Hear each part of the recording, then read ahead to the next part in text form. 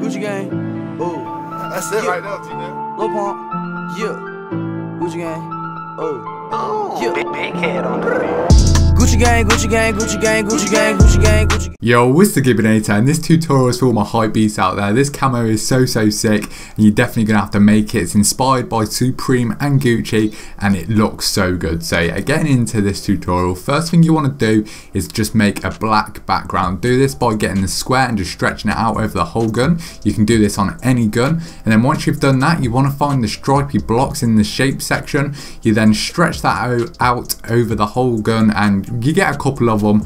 You stretch them out all over the whole gun, and then you turn down the opacity on each one of them so you get a cool like stripy background effect. And then once you've done that, you want to overlay a load of little money bags. I did money bags, but I guess you can do whatever you want. It doesn't really matter what happens in the background, but I went for the money bags just because that suits the theme perfectly. And then you want to start making your Supreme sign. Now for this, what you want to do is just get some squares, and then this was actually quite hard for me to do. I've messed it up quite a few times, but you want to make it big enough so that you can get the P to look good, because I had it all messed up before, but I got it to look good. So just copy where I've put the red squares now in the background, and then with the Supreme, make sure your S is capital, otherwise it's just not good.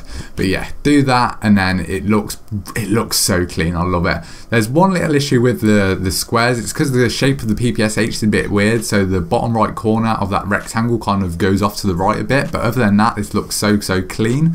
And then after you've done that, you get started with the Gucci snake. Now to do this, you just go into the shape section, and there's just like a wiggly line. You want to find that, and then you put that down like I've done here. And then for the stripes on the snake, I first of all went with like these arcs, and it does look nicer, but you can't like fill in the middle of it with black. So what I went for instead was just these like little, I don't even know what shape that is, probably like a trapezium or rhombus or some crap, I can't remember.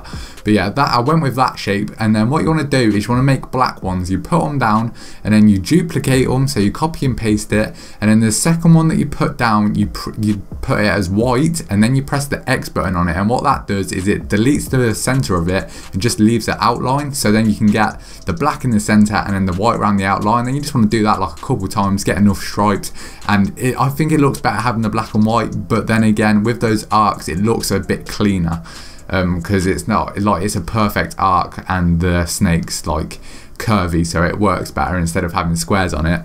But I don't know, so that's just personal preference. Do whatever you want with that. And the next step is making the Gucci sign. So I just used the red rectangles again, the red squares, made a line down the barrel of the gun, not the barrel, sorry, the stock of the gun.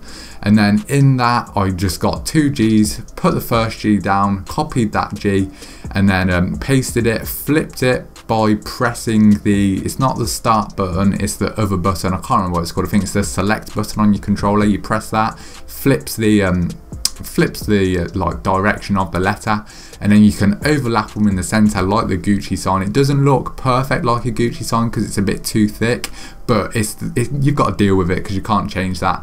But yeah, so that is the Gucci sign done.